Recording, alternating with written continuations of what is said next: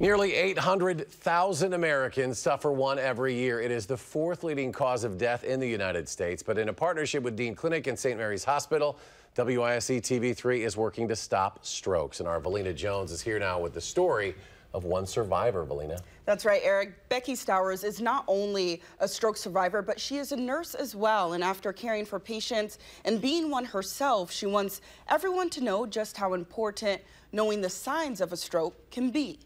A 26-year-old didn't really realize that it could happen to them, you know, and it did. And as a 46-year-old, I didn't really believe it. Becky Stowers has been a nurse for more than 2 decades, but in her 40s, she never thought she would become a patient herself. The neurologist that saw me in the hospital told me I'd never go back to work again, and I told him that he didn't know who I was. Stowers had a right thalamic stroke caused from a medication she was taking, a symptom she says affects only 1 in 250,000 people. And you know, we think that because somebody's having stroke-like symptoms, but they're not elderly, maybe it's not a stroke. Well, that public perception is not accurate, because I see plenty of people who have strokes in their 20s, 30s, and 40s who are otherwise really healthy people. It took a day for doctors to diagnose her symptoms. 9 years later, Dean Clinic neurologist Steve Block says time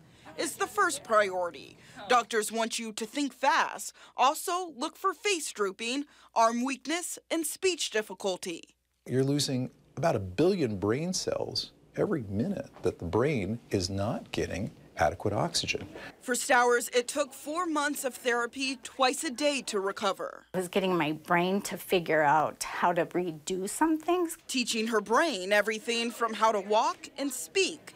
And despite still having some lasting effects, I still have left-sided numbness. I have chronic pain as a result of my stroke, and I no longer can run. Stowers is just thankful to be back with her patients. You know what? I just feel blessed. I'm upright and walking. I thank God every day for that, and I'm back to work.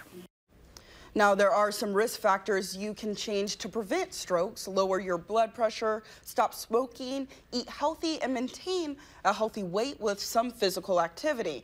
And coming up next Tuesday, we're helping you spot a stroke fast. From 11 to 2 at Warner Park, we'll help you take a stroke assessment and learn life-saving skills. And yeah, the Mallards game's that opening game that night. Exactly. Cadalte's going to throw out the first pitch, but we're going to be there. You saw my name on there, 11 to 2. Yep. We'll be out there. Very important cause, and we appreciate Becky sharing her story with us. So our crew will be out there. All right. Thank you very much, Velena. I appreciate it.